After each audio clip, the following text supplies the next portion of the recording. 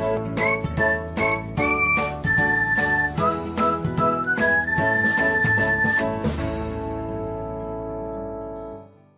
everyone, welcome back to another episode of Technologyglance. Today, in this video, I'm going to guide you through how you can set language on Signal. So, let's get started.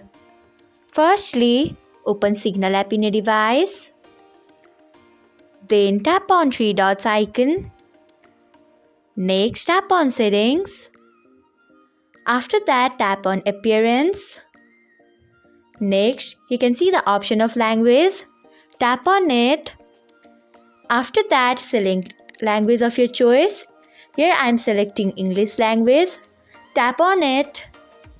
So, this is how you can set language on Signal. Thanks for watching. If you found this guide helpful, we would love it if you hit the thumbs up button below. We upload great new tech tutorials like this one every day, so do not forget to subscribe to our channel and hit the bell icon so that you'll never miss another update.